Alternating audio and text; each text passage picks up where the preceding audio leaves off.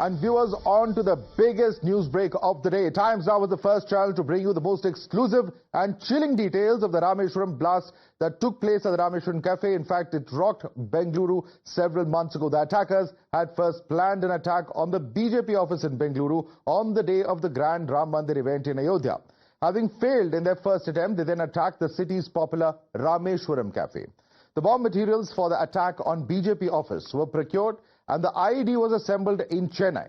Let's now take you through how the attackers planned and disguised the entire trail of the entire attack, what exactly took place before, what took place after. We're going to get you all those details where the attackers even wore caps and masks to conceal their identity. So let's take a look at what really has happened. Now, these are pictures of the CCTV. Here is where they go to a departmental store and buy the clothes that they would actually be wearing on the day where they carry out this attack. This happens on the 21st of January 2024, where the accused are seen buying these clothes. This is, of course, part of the entire plan to disguise themselves while they're going to carry out the attack. On the 16th of February, the accused then is seen withdrawing cash from an ATM. This is in the run-up to actually what happens on ground as far as the Rameshwaram Cafe is concerned. And you can see, of course, from the charge sheet, the details of that particular accused taking out cash. Now, on the 29th of February 2024, the accused makes an inquiry at the Nellore bus stand. This is, of course, where it is seen, where in fact he's seen at the Nellore bus stand in Andhra Pradesh, where he's seen making inquiries and traveling by bus. Let's also, of course, take you through the next set of details that we have. All right, Deepak is with us. Let's quickly first get a sense from Deepak Bopana, who's bring us this exclusive story. Deepak, take us through why this entire planning, the plotting is so significant. Is it because of the attention to detail? What exactly is the reason that this becomes so important as far as piecing together the plot of what happened as far as the Rameshwaram Cafe blast is concerned? Deepak.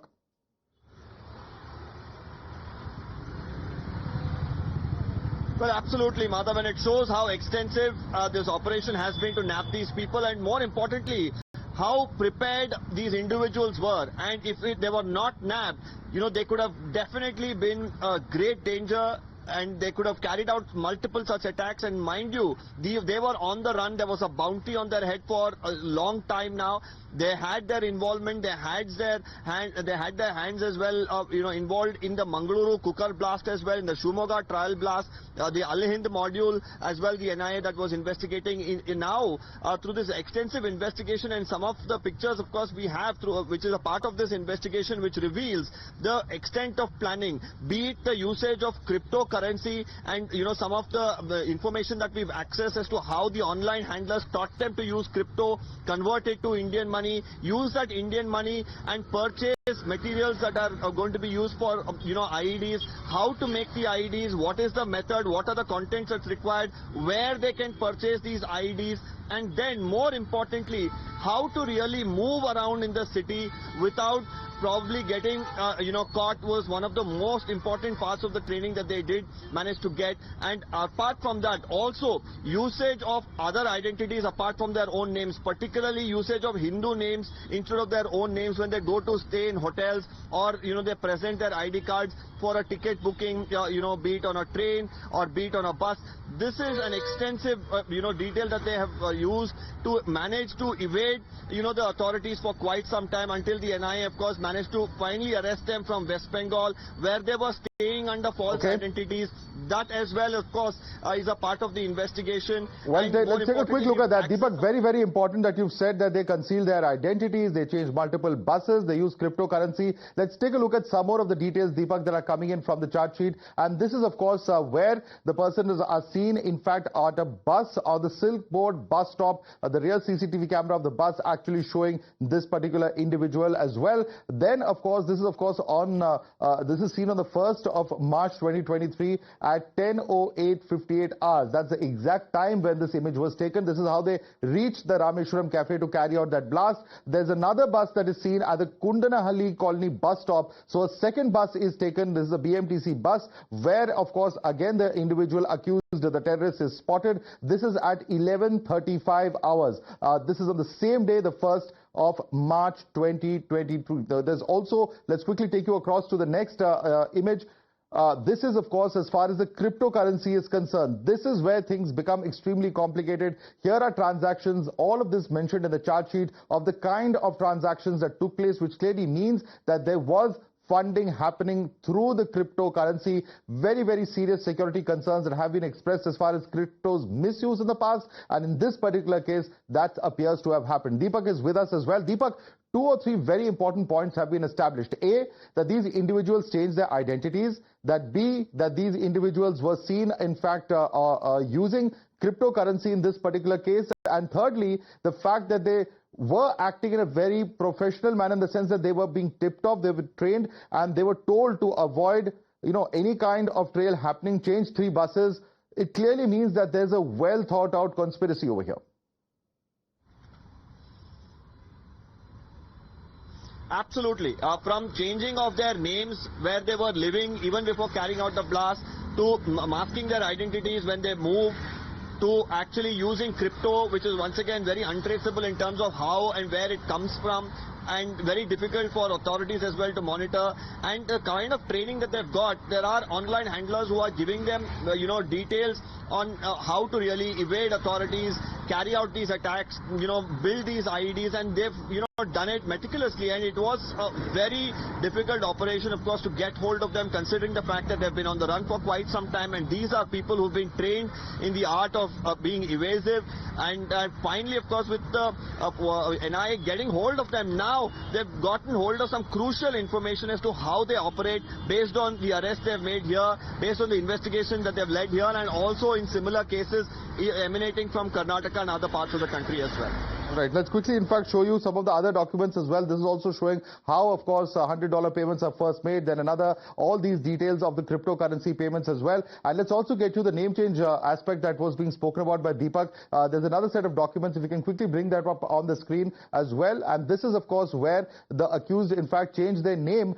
They fled to West Bengal post the attack, and look at these fake IDs that have been created, fake Aadhaar IDs, identifying as Anmol Kulkarni and Yusha S. Patel. This is, of course, also what clearly at some level or the other raises questions as to why they were concealing their identities. Very, very serious questions that certainly emerged from this entire probe. Deepak, thank you so much for joining us with an exclusive news break. We're going to now take this across to our guest. Joining us with us is Bhaskar Rao, former police commissioner of Bangalore. We have Arvind Kumar Jain, former DGP of UP. PK Jain, retired senior IPS officer, is with us. Bhaskar Rao, very clear from the manner in which the charge sheet details have coming out that all of these accused carried out this attack in a planned manner. But 2 or 3 things that are worth noting is the use of A, cryptocurrency, and B, the use of fake ID cards to conceal their identity, raising very serious questions about whether we require more security checks ultimately when we issue such identity cards.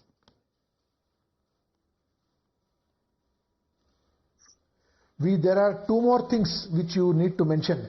How they were able to get so many illegal SIM cards, as well as how they were able to open bank accounts using fake identity and KYC documents over there.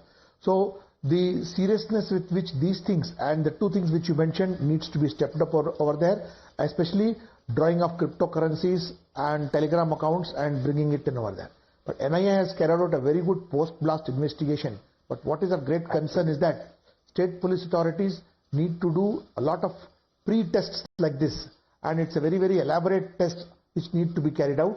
And these 2 people who were arrested, Shazib and Taha, were wanted in an earlier case of radicalizing youth in the Parappanagarhara jail. When I was Commissioner of Police, NIA had given us leads, and the case was registered in Sidigunte Palya police station, and we were looking for these 2, and NIA has been successful in catching these 2 who were using a fake name and had fake documents and were hiding in West Bengal. In fact, let me take this across to Mr. Arvind Kumar Jain as well. Mr. Arvind Kumar Jain, they are seen, in fact, buying clothes. They are being given training in how to evade the police. The funding is there. Very, very clear that they managed to, not just plan this in other states, come and carry out the attack in Bengaluru, and then fled to another corner of the country where they thought they perhaps could get away if the investigating agency was not hot on their trail. You are absolutely correct. NIA, in my opinion, has done a wonderful job. NIA has a very good track record, and now it's an established agency. several years. They have experience of several years, and they have now a lot of data bank with them. These notorious terrorists, they were wanted in earlier case also. But after this blast at Rameshwaram Cafe, NIA has done a wonderful job, and they have traced them. Arresting them from West Bengal is very, very courageous thing, very, very important arrest made from West Bengal, because otherwise these people were evading arrest. The methods which they have used, it is absolutely clear that the mastermind is there. They have been trained for this type of activity, and they are carrying it out at different places in South India. And it's a matter of concern, and use of Bitcoin, use of fake identity, posing as Hindu boys. This is something very serious, and all these charges will be naturally they will be added up in the charge sheet. And I hope that these people get life imprisonment till death. They shouldn't come out of the jail, because they are very, very hardcore terrorists, you can say. Right. Mr. PK Jain, I was just about to come to that. Changing identity is one thing, but, how difficult is it for the investigating agencies to actually nab someone in another state, perhaps thousands of kilometers away, when one even changes their own names, which they are staying perhaps at some particular location? Because how we obtain these ID cards at the end of the day, there appear to be very strong checks and balances, but in this particular case, they managed to evade all of that. Hi, Madhav. Thank you very much for inviting me here. See, my two distinguished colleagues have told you something about the investigation and how the entire thing has been cracked. Kudos and my sincere gratitude to the NIA that they have cracked a very, very difficult case. Use of the fake identity cards and Hindu identity cards was first noticed when Kasab and company were caught in Mumbai. They were all carrying, wearing a kleva on their hand, and they were carrying Hindu identity cards to show that it was a case of Hindu terrorism. That was one. And so these cards, this posturing that this kind of a thing has been carried out by the Hindus is something which the interested parties would like to project. The second part is now, tracing use of cryptocurrency. Increasingly, cryptocurrency is being used for criminal activities. World over, the gangsters and mafias, now they have started keeping their assets in cryptocurrency, because you just simply have to carry a token. In that token, you have all the money which is tagged there. Now, tracking these, the NIA has been persistently on their trail. They got some clue in the beginning. They, they identified the people. From there, they started tracking them, and fortunately caught them in West Bengal, the way you have already stated. So I think it's a lot of persistent investigation that has to be done by any investigating agency, which in this case NIA has done. And I have got now a world of information and intelligence on such people. They have been able to prevent a number of other attacks which we don't even know about. In fact, a blast like this happens, and another 999 blasts are probably prevented by the agencies, not only the NIA, but also the state and the central agencies. All right. So I would say that it is very persistent work which has been carried out by the NIA, and they have gone to the root. They have been already cracking a number of other modules. All these are modules being sprung up at various times. Okay. We had such modules in Maharashtra where till the time they were caught, they were consistently operating, causing blasts here and there, causing deaths, causing damage to property. But once they were caught, they were all Mr. Jain, I'm just going to interrupt you for a moment. I'm going to request our guest also to stay with us. Deepak has another update that he's bringing for us, and this is a very interesting image, Deepak, because here we have seen the accused who have actually visited a mosque. It's not just, of course, where all they visited before the incident, but in fact, just after the incident, they visited a mosque. Tell us how this was a turning point as far as the investigation is concerned.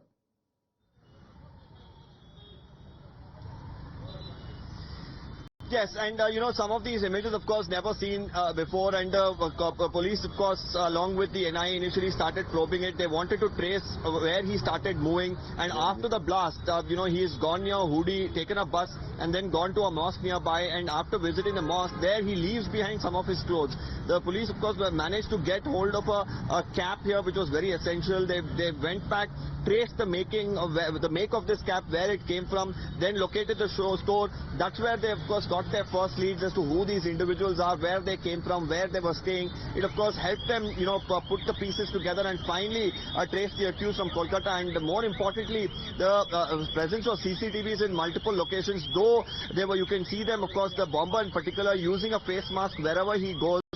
Despite that, they were able to, of course, trace him because they had timestamps in most of the BMTC buses, in some of the CCTV footages around the building, shops that he visited, around the bus stops very interesting. Very interesting. It is from the clothes that they actually managed to identify through CCTV the actual accused, the terrorist who carried out all of these attacks. Deepak, stay with us. Welcome back. We're continuing to discuss our explosive news break when it comes to the Rameshwaram Cafe blast that took place earlier this year, and now of course the NIA managing to crack it. But it is a very interesting case because the sheer number of details, the use of cryptocurrency, the attempt to evade the police, changing 3 buses before actually reaching the venue where the blast is carried out, and then in fact trying to mask their identity using fake ID cards and living in Bengal where they were finally nabbed from. Bhaskar Rao, according to you, this is of course a case where it had certainly sent shockwaves through Bengaluru, a very difficult case to solve. But what, according to you, is the big takeaway from this particular case and from what the charge sheet and the investigation has revealed so far? Bhaskar Rao. See, we have only gone through the post-blast investigation and it has been done in such a meticulous way. But what is of concern is all the other factors which have facilitated this crime. Fake SIM cards which have been taken SIM cards under fake identity, false KYC accounts, Telegram account which has not been monitored, as well as the cryptocurrencies or hawala through which money was sent. They were able to buy a flat there and they were able to make payments, and with the kind of impunity it has taken place. But what is of a small consolation is that the quantum of blast was small. Had it been big, if the blast had occurred inside the bus, or if the blast had occurred with in a more deadly way, more people would have lost their lives. Yes, and let's not forget they were planning to target the BJP state office on the day of the Pran Pratishtha is also something that has been revealed earlier in the charge sheet and the investigation. But we'll have to leave it there, gentlemen. I'd like to thank all of you for joining us. Bhaskar Rao, Arvind Kumar Jain, PK Jain, thank you so much for joining us with this big story that Deepak Bopana has broken here in Times Now.